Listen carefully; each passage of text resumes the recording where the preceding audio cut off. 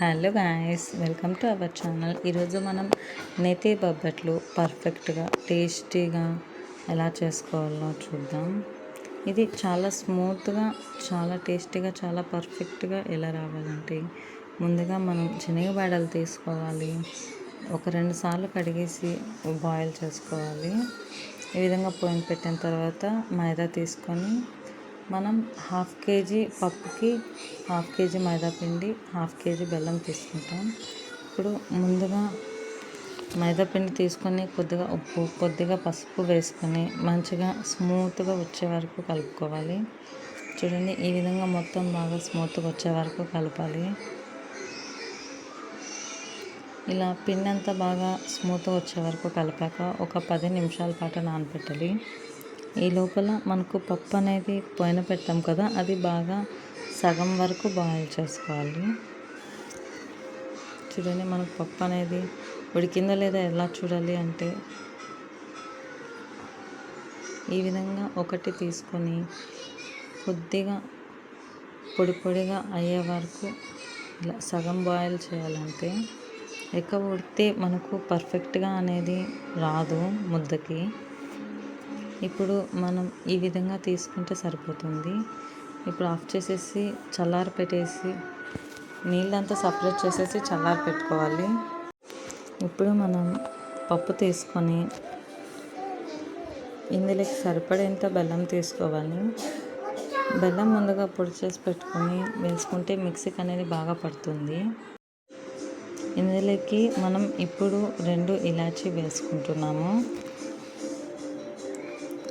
ఇలా అన్నీ వేసుకొని మంచిగా మిక్సీ పట్టుకోవాలి. చూడండి, మనకు మిక్సీ పట్టుకున్న తర్వాత మనకు పేస్ట్ అనేది ఇలా ముద్దగా మనం ముద్ద చేసుకోవడానికి అనేది చాలా పర్ఫెక్ట్గా రావాలి. మనకు కొద్దిగా బెల్లం ఎక్కువైనా బంకగా వస్తుంది, జ్యూసీగా వస్తుంది. అలా ఉంటే మనకు ముద్ద రాదు. చూడండి, ఈ విధంగా కొద్దిగా తిక్కుగా ఉండాలి పేస్ట్ అనేది. చూడండి, ఇలా ముద్దకు రావాలి. ఇప్పుడు మైదా తీసుకొని కొద్దిగా ఇలా మొత్తం షేప్ చేసుకొని పూర్ణం అనేది అందులో పెట్టేసి ఈ విధంగా మొత్తం రౌండ్లో పెట్టుకుని ఇలా పెట్టేసుకొని ఇప్పుడు కొద్దిగా నూనె వేసుకొని, మనకు నూనె కానీ నెయ్యి కానీ వేసుకోకపోతే ఇట్లా పేపర్ పెట్టినాక రుద్దడానికి నీట్గా రాదు. కాబట్టి నేనైతే ఇక్కడ నెయ్యి వాడుతున్నాను. ఇలా రుద్దుకొని ఇప్పుడు మనం చపాతీలు ఎలా అయితే కాల్చుకుంటామో ఆ విధంగా ప్యాన్ పెట్టి 2 వైపులా బాగా కాల్చుకుంటూ ఉండాలి. ఈ విధంగా మొత్తం కాలుతున్న తర్వాత కొద్దిగా నెయ్యి వేసుకొని మొత్తం 2 పక్కల కాల్చుకుంటూ ఉండాలి. చూడండి, చూస్తుంటేనే ఎంత నోరూరుతుందో కదా, చాలా బాగుంటుంది.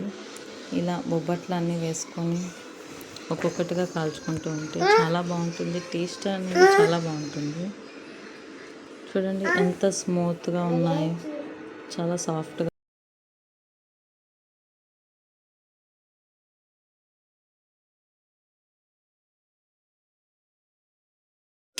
మనకు బొబ్బట్లు అనేది చాలా పర్ఫెక్ట్గా, చాలా టేస్టీగా ఉంటుంది.